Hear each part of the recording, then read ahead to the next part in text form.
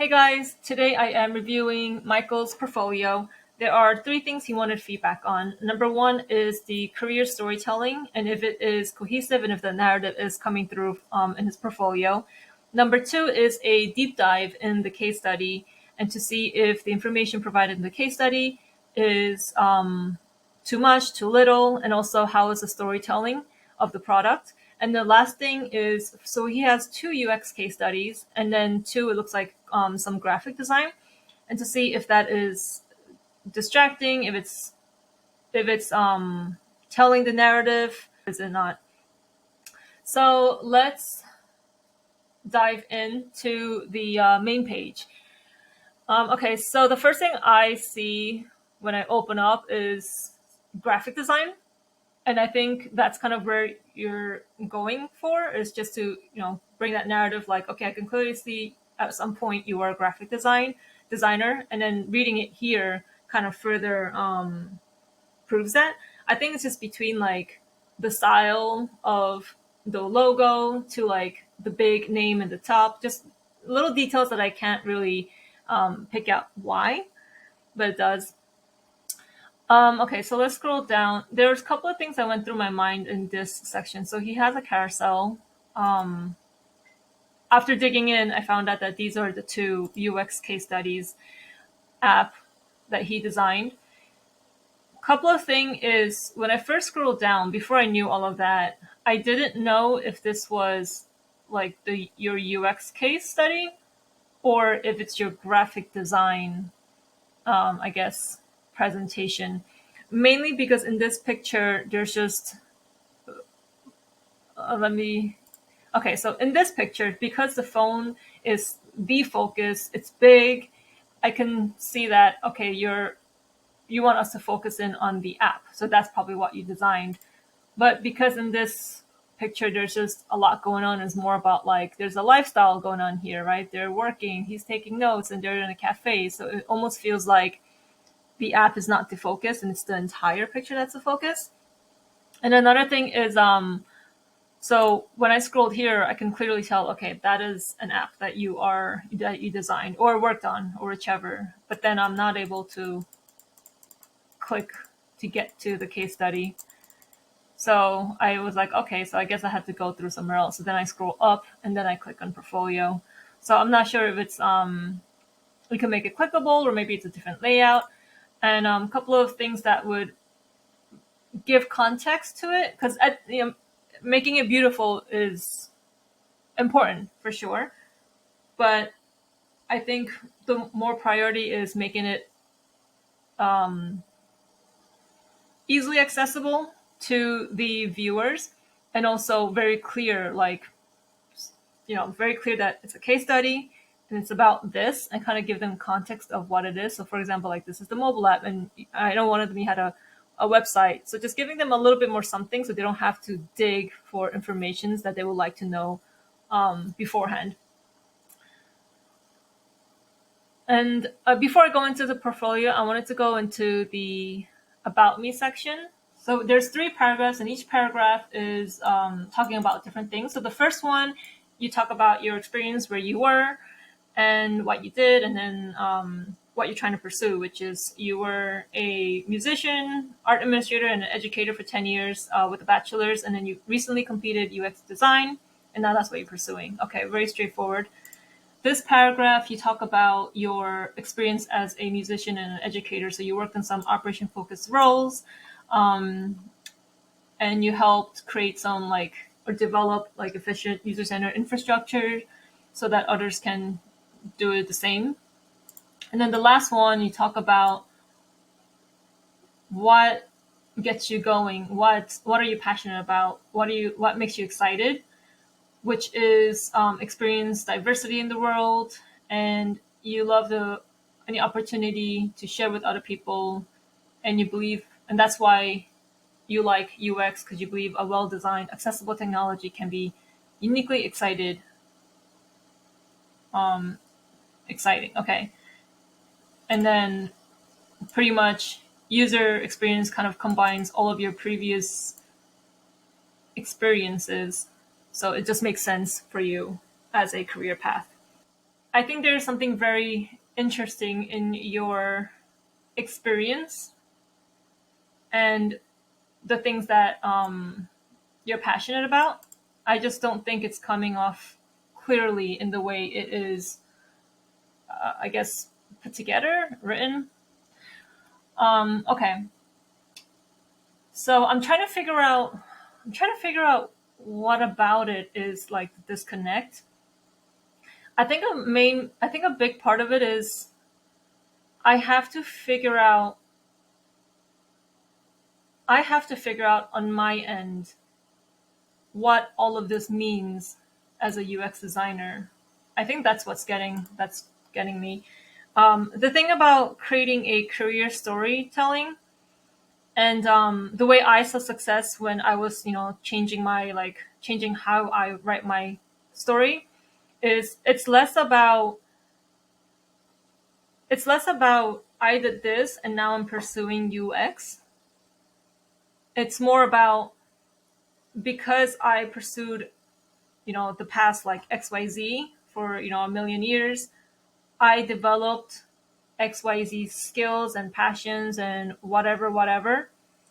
And all of that, I'm going to leverage all of that experience as a UX designer. And that's what makes me a better UX designer than XYZ. Kind of like connecting the dots from the previous experience and what does all of that mean as a UX designer. Because at the end of the day, it doesn't matter who we were before. It just matters who are we going to be as a UX designer, right? What do we bring to the table? And that's all the recruiters and the hiring managers care. They don't care that I was a fashion designer for 10 years because for them it doesn't mean anything. Like because they were not in the fashion industry, like they, it doesn't matter what I say. There's no context behind it, so it doesn't mean anything. But once I started connecting the dots, like in the fashion industry, like I developed the skills of like having to know my users, what like type of details they like, what styles they like, and blah blah blah blah. And then I have to, always do market research and trend analysis and blah blah blah blah. And then that kind of helps as a UX designer. That experience helps me think of things in a more strategic way, right? It's not about just designing pretty things. There's reasons behind my design. There's reasons behind every detail, and every detail, every design decisions, everything that I do is geared towards the user. It doesn't matter how pretty of a dress I make. If my customers don't like ruffles, let's say, then I can't design ruffles, right? Because I won't be able to sell to them. But um, if my customers are more minimalistic and they like clean lines and they like interesting little details here and there, then that's what I'm going to focus on. So, and as a UX designer, I'm going to take that experience and I'm going to apply it the same way as a UX designer. I'm going to figure out exactly what my customers want, what they need, and then I am going to do all my research and my analysis to figure out what it is that I have to produce on my end. So see how I connected the dots of why me as a fashion designer for 10 years helps me be a UX designer, and giving leaving it less to the imaginations of the hiring manager and the recruiter, and instead spelling it out and connecting the dots for them so that there's kind of like this, oh, I get it now. Because like when my first interview with the company that I was hired and I'm working at currently, the recruiter asked me like, okay, so I see that you had a fashion designer for 10 years and I'm sure there is a connection, but I don't know what it is. Can you tell me? And then so the things that I just shared like a minute ago, I kind of regurgitated that in a more sweet and succinct way, and more short and succinct way. And then she literally said, "Oh, I get it now. Okay, wow. So there's a lot of crossover, right? If I just left it up to her imaginations, yeah, I was a fashion designer for 10 years. In my mind, I'm going, obviously, there's a lot of transferable skills. Obviously, it's obvious. So I'm not going to tell it to her. And then I move on and I say, hey, I just got my degree in UX design and I'm pursuing it. Now I'm leaving it up to her imaginations to try and connect the dots. And guess what? They won't be able to because she's not in the fashion industry. They don't know. Just like in the music industry, I have no idea, zero clue what infrastructures and operations focus roles even mean because I have no context, and therefore I cannot tie it back into UX. So that was a very long-winded explanation, but I think taking this and just create what is it connect the dots for the reader, aka the recruiter and the hiring manager, and I think it'll be a lot more successful. Also, there's something very interesting going on here. It's the way you wrote. I really feel that like you know what brings you joy and you know what you're passionate about, and I get this. Maybe I might be wrong, but I get this sense where experience UX is right for you because you're all about the experience and you're all about like impacting the people around you, making things more efficient and better for the people around you. And experience in general is a big thing for you, whether it's an experience on your end or it's an experience on, another, like their end, other people's end. And I think that is an amazing like story for who you are and what gets you going.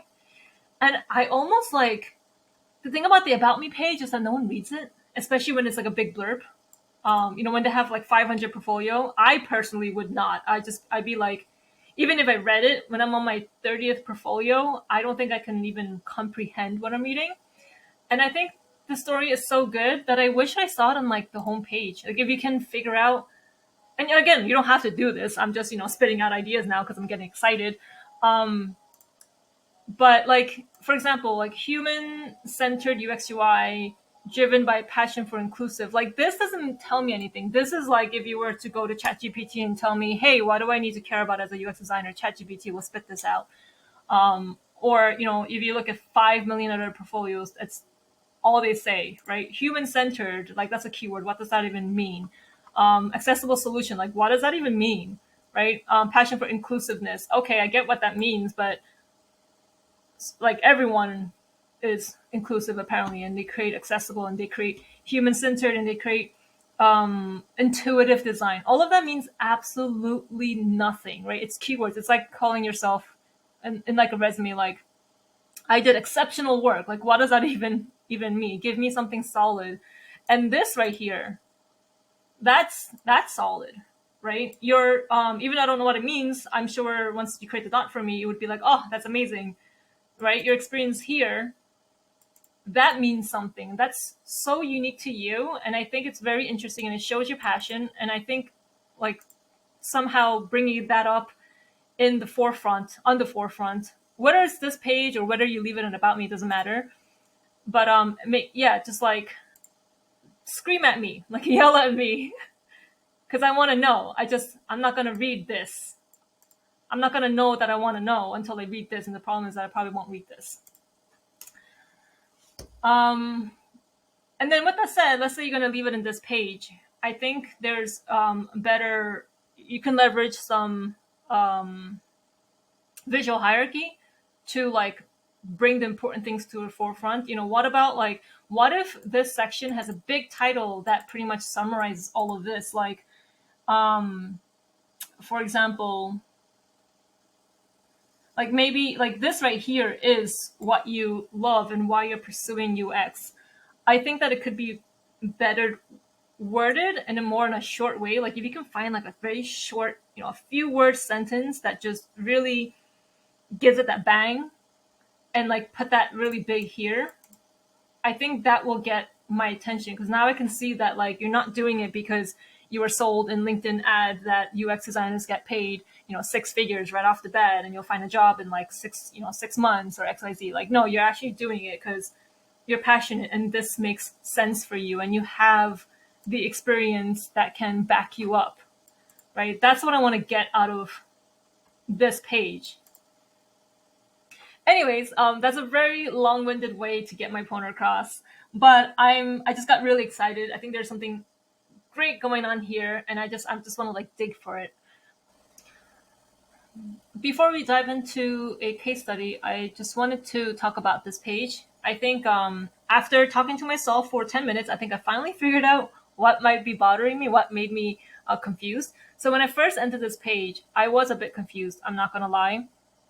Um, I was thinking like, okay, so let's say I was a recruiter and I was hiring for UX designer. You applied, so I know you're applying for UX designer spot. So then I get to this page and I see case study. Okay, obviously UX, and then I scroll down and then I see web design and graphic and multimedia. Now I know it's obvious that you're trying to show your previous work as a web designer, um, but I think I finally understood what was bothering me.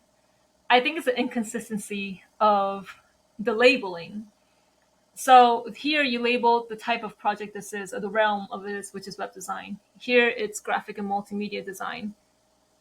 And so if you were to follow that, I don't know, like rule or whatever categorization, then technically this should be labeled UX design, not case study and talking about the case study.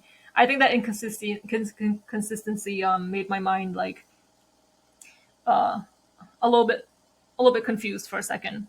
But with that said, I'm not saying you should change these to UX design label. Not at all. I like the way you labeled it. I think it's great. You gave me a quick context of what type of project I'm about to dive into. I think it's perfect. I think it's these two that might need work, maybe. A couple of things I wanted to share is this is a personal thing. I think it really depends on what story you're trying to tell, where you're headed. So this isn't a answer to anything. It's more about spitting out different ideas to help poke and probe, so that you could kind of dig deeper into like what you're trying to communicate in this page. But I I'm always up for like showing previous designs, especially when it's very related or relatable to UX design. So obviously, web design, graphic, does can be related to UI product design. Um, I personally don't think that they belong on this page, because at the end of the day, the recruiters probably want to see a UX design. Now, with the story that you told, knowing that you're a graphic designer, you can still connect the dots through your UX case study, right? If you show like great UI, you could be like, oh wow, yeah, his web design is showing through. Or even like the structure of your case study, yeah, oh wow, his web design is coming through. Um, the way I would have personally gone about it is maybe create another section that say like see my other work, or like see my web design work or something like that, just so I don't distract this page away from the main focus, which is UX design. Again, it is a personal choice. I'm all about keeping them focused, and I want them to focus on my case study, and I want my story, my career story, and my experiences to be told through the case study without having for me to lay out my what is it, a portfolio of my previous. Um, but yeah, that's just I think to help further communicate why I feel that, or why I believe or think that, I don't know if showing a web design shows value or is valuable to the recruiter or the hiring manager, because they will look at it and they will say, oh, that's nice. But because it's not specifically UX or specifically UI, you can't necessarily make a choice whether you are going to be a good UX designer or not and fit for the company just by seeing your web design, right? It's like comparing apples to oranges, or if you're trying to hire an orange, you don't look you don't look at like Apple portfolios. This is a horrible analogy, but you don't look at Apple portfolios to try and hire for your orange. Same thing, same concept here. And for me personally, with my portfolio, I want to drive the story. I want to drive what they should be focusing on first, second, and third, because I know my strength suit and I know what I'm trying to get across, and I need to be in control of that and give it and put it up, give it less room for interpretation, and everything is more it's, how do I say, not controlled, but intentional. And that is why I personally think that non-UX work should be placed elsewhere.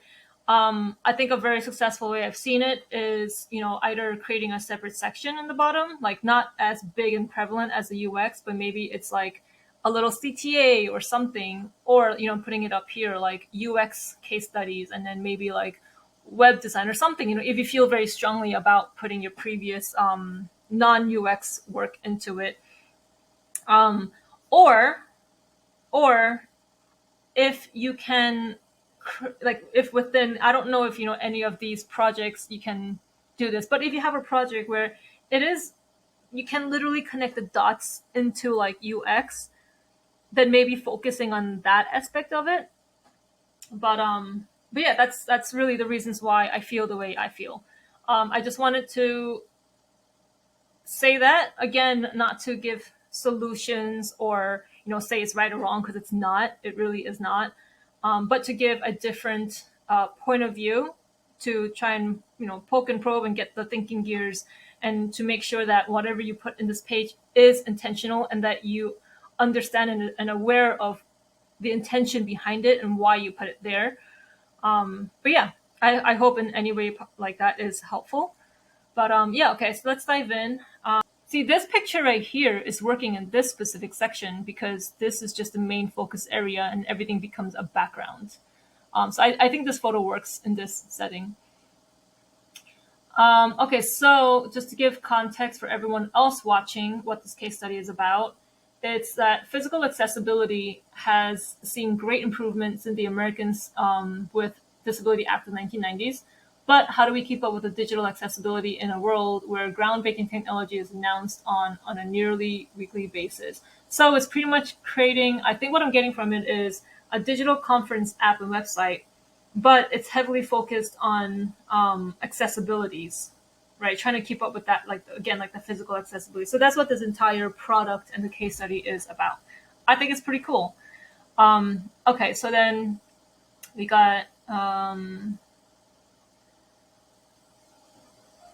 okay, so we got a blurb of what that is.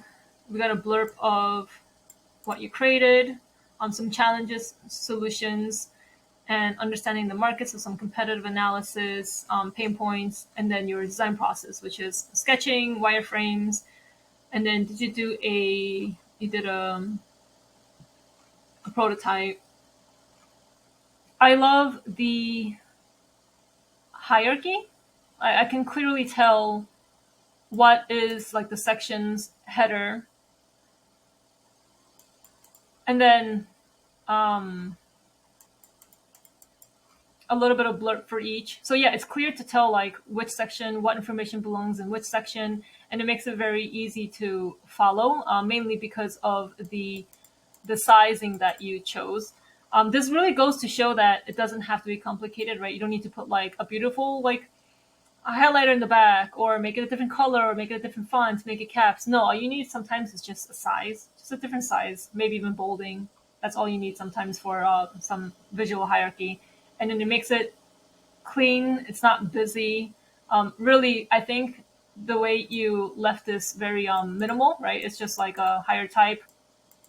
It brings all of this to the focus, right? Versus if you were to make this fancy and put like, I don't know, different things in different colors, this would now become less of the focus, and my eye would go there first.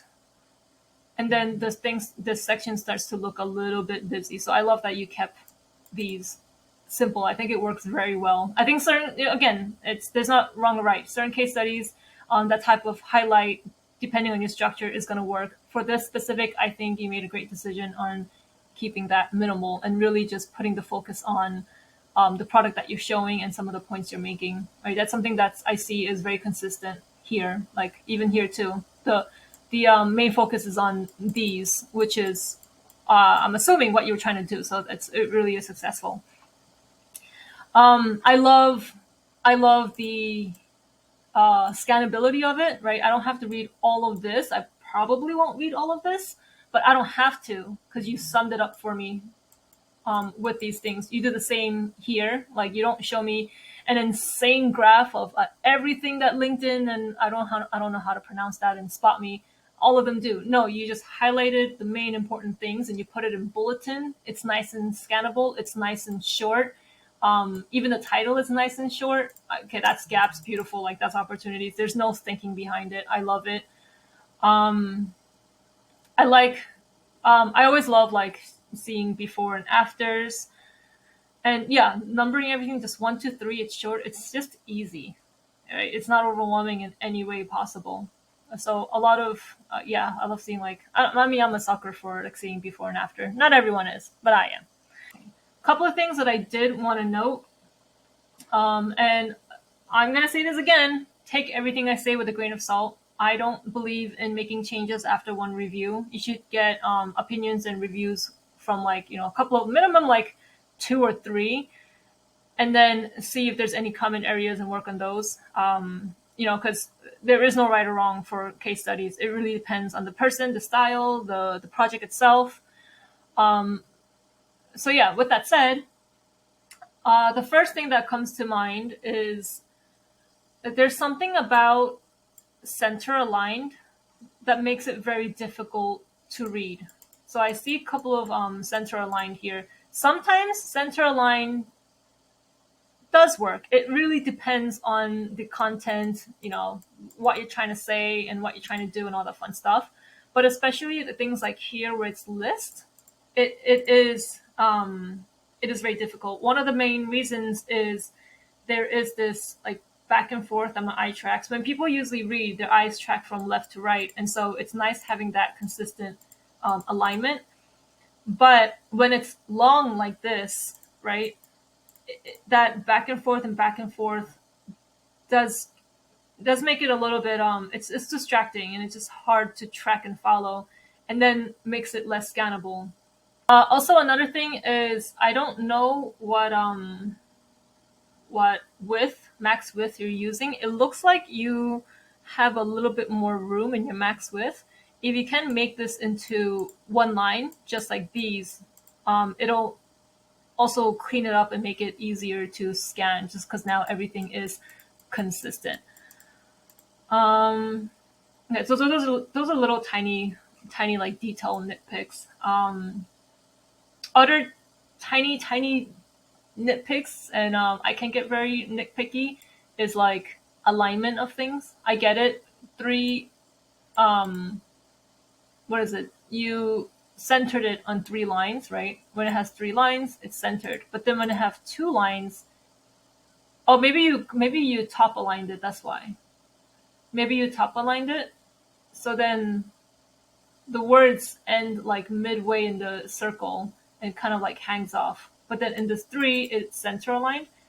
I think it would be a little bit more cleaner if you center align everything, like the copy and then the circle. Also, the number in the circle too, right? So like 2 is just hanging a little bit on the top, right? There's a lot more space here than here. Little details like that, even though the recruiter and the hiring manager won't like nitpick at it, little like inconsistencies and like details like that can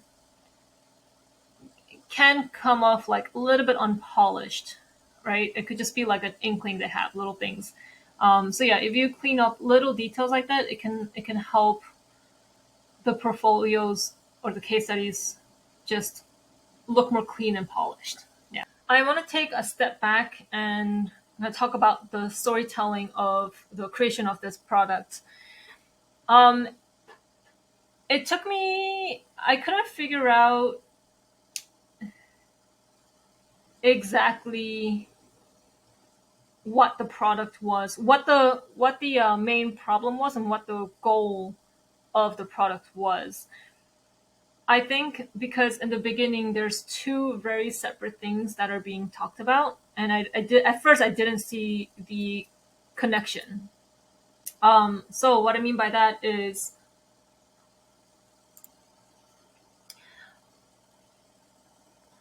okay, I didn't understand what the product was.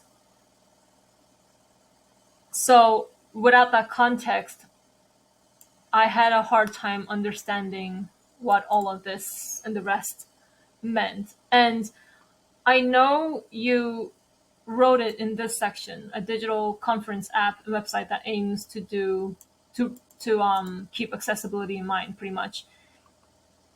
But I think it's the structure and where things are located that that made it difficult. So at first I didn't read this. Um, I think between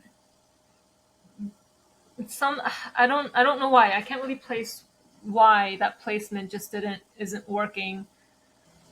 Okay. I think again, talking to myself for 5 minutes, maybe I figured out why. I think first thing is when you first come to this page, yes, this is part of the header, but because this is center aligned, very big contrast between the black and the white, my eyes goes to this first. And with this being first, one, I was MyCon is a conference app and responsive website designed to accessibility and more. Okay, so you do say it here, but at the same time, this right here doesn't quite tell the story that this is telling, but at the same time, it's telling the same story, but not. And when I was reading this, there were two things there's two like main, I guess, focuses or things that are happening versus a sentence here. So this sentence is about specifically conventions, right? At a convention, the accessibility, physical accessibility is very heavily improved, but digital products still lack that accessibility for conventions, and that's the challenge. This right here, it sounds like it was not just convention. It sounds like it's a general thing. And then here again, it's not convention. It's a general like technology must be designed. And then all of a sudden, it jumps to MyCon, a digital, specifically a conference app that aims to do just that. But here, if this was talking about how conferences right now, physically, yes, it's more accessible, but there's no digital access. Like in digital world, accessibility is still lacking. Then this makes sense because it aims just to literally do that, to make the digital product more accessible. But because here you're talking about almost this global, like general technology, this statement is no longer correct, because how is a digital conferencing app going to solve a global problem of a digital technology, accessibility in digital technology not keeping up with the physical accessibility? So there is a disconnect between your product, MyCon, and this statement up here. And I think that's what was confusing me, because when I read this, I was like, okay, it's a conceptual design. That's what I got first. And then the second thing I got was it's a conference app. Okay, so that was the first thing I read, not a lot of context. And then when I went up here and I read this, I thought that you were trying to solve for a global thing on accessibility, right? I didn't connect it to just a conference. And then so when I read this, I was like, how is that the solution? And then once I kind of connected all the dots and read this and read that, I was like, oh, I get it now. Okay, you're not trying to solve an accessibility, digital accessibility globally. You're just trying to solve it within the realms of conferences. Okay, so anyways, yeah, very long explanation, but that's what went through my mind. So I think the storytelling of here and like what is the problem that you're trying to solve for and what the can be a little bit more clear so that so that the rest of this, makes sense. Um, I personally don't think that this is the best place or the positioning for here, because again, going back to, when you first get in, yes, this is loud, it's colorful, but this stark, like this center, so like these are left aligned, and then this being centered, it makes it look like this is like the important first thing. And I think it can be. I think you can just, wording it better, but this can be this, right? I'm less interested on knowing that it's a conceptual design in consultation with these guys. Like, I'm less interested on like who you work with or if it was a concept design. I'm more interested in just learning what this product is, so I can get some context behind the rest of the detail. And then maybe this is just a full banner. I wanted to talk about this section right here and something that I think is very important in terms of case studies and storytelling. This is something where, so the concept that I'm about to explain is something that once I applied to my case study, I saw a big difference in the results I got. I started getting callbacks, not a lot, but I started getting callbacks from some of my applications. So I'm a big believer in your storytelling in your case study, telling it in the point of view of how the product is being created and less about the design process that you followed. So what I mean by that is, up here, you do a great job in bringing me along the ride of the progression of the product, right? So it was like, first you defined the problem, and the problem was defined. Okay, that's what you want to do.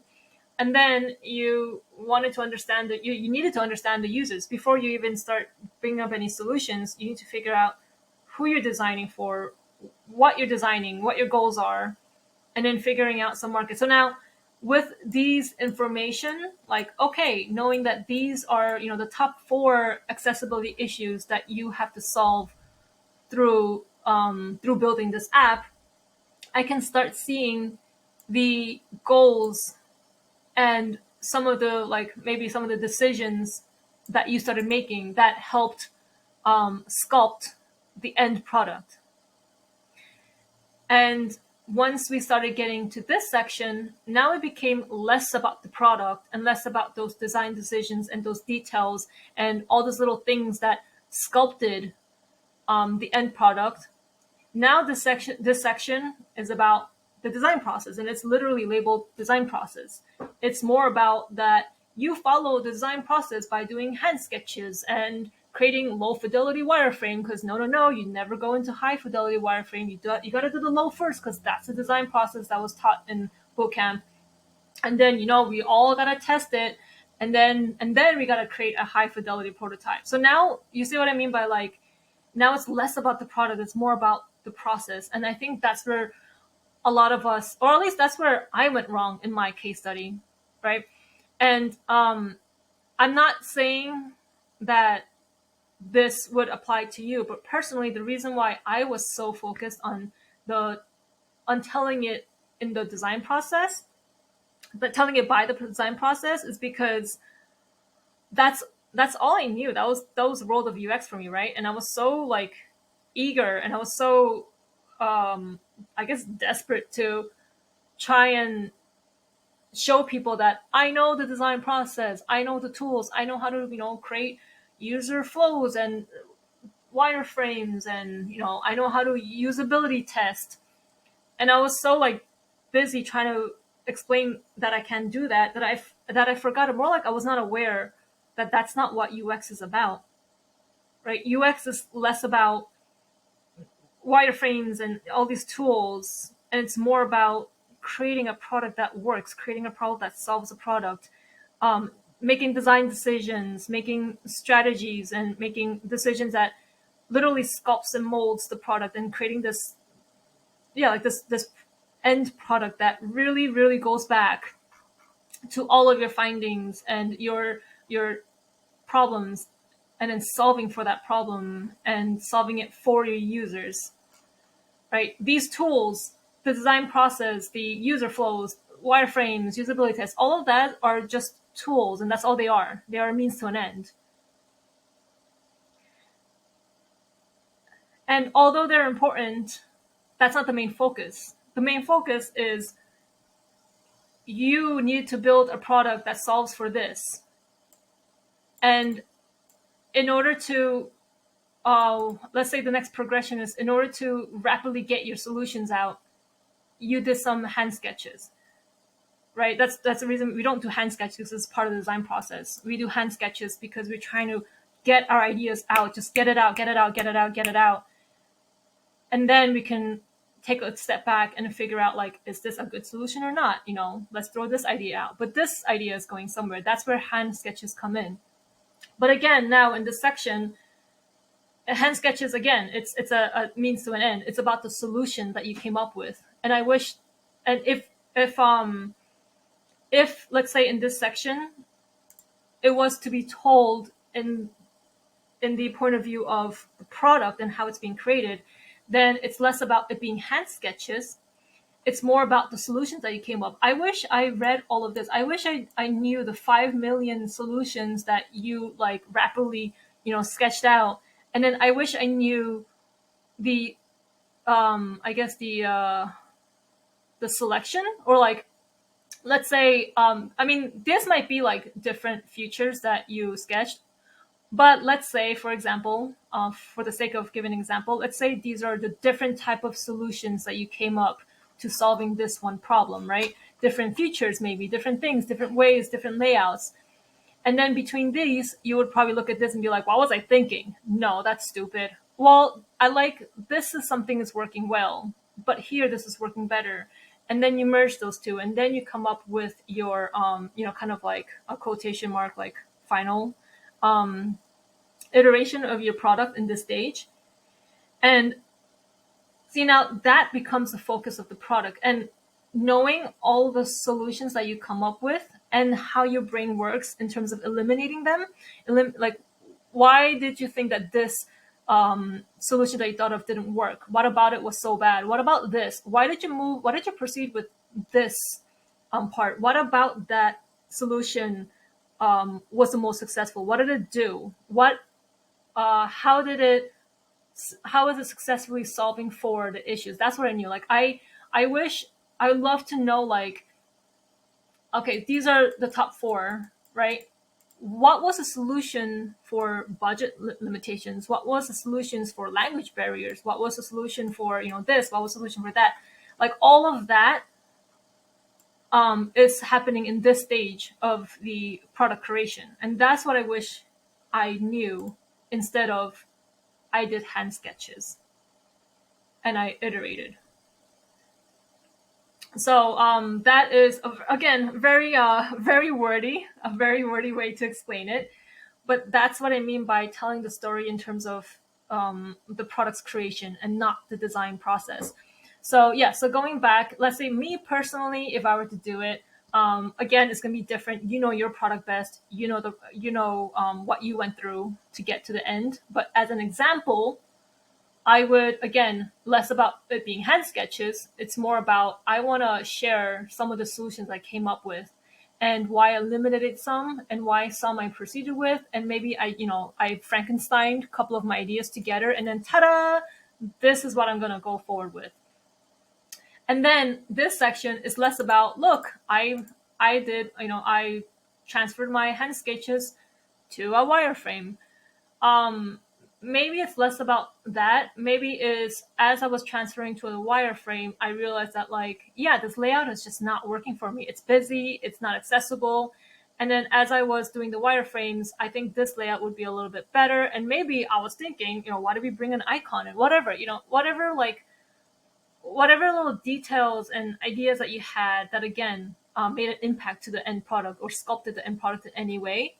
I want to know that in this page. I don't care about the fact that you switched from a hand sketch to a digital wireframe. That has, whether you did that specific thing or not, it wouldn't have impacted the end product at all. Low fidelity prototype. Obviously, this is obviously made an impact, right? And here, the focus is on a little bit on the product. It's on what you found about the users. My thing about here is it's starting to move away from your main goal, right? Your main goal was to try and solve for there's a million convention apps out there, but the main goal was to make a convention app that's accessible and that specifically also solves for these 4 plus more. I'm not seeing that here. What about this? What about this usability test solves or tries and solves for that? If the usability test was more about hey, I recruited what is it? A couple of people with hearing impairments, and I tested this feature that would help me solve for that. What was my findings? So I'm not saying go back and let's say your usability testing didn't really quite target those. I'm not saying go back and do it again. I'm saying if there's anything that you can surface while creating this and in this prototype phase that can tie it back to the problem that you're solving for, I think really tells the story. It really tells the story. And same thing in the high fidelity prototype. And then the website. So the thing about the website that it's not the website. It's more about how it's laid out and how it's communicated. Is the website different? Is it a completely different product, or is it the same product just in a web version? If that's the case, then maybe it doesn't need its own section, right? Maybe it could be tied back to this, hey, these are my solution, and this is what the web version will look like, right? It might function a little bit different, but this is the web, and I created some, wireframes, and during this, while I was creating the low fidelity wireframes, I found out that the web, because of its max width, some things just aren't working, so I switched it to that. And then it could even be design decisions all right, so then the web doesn't have, I want it to be very consistent and the same as the mobile app, so I needed to come up with a solution that works for both.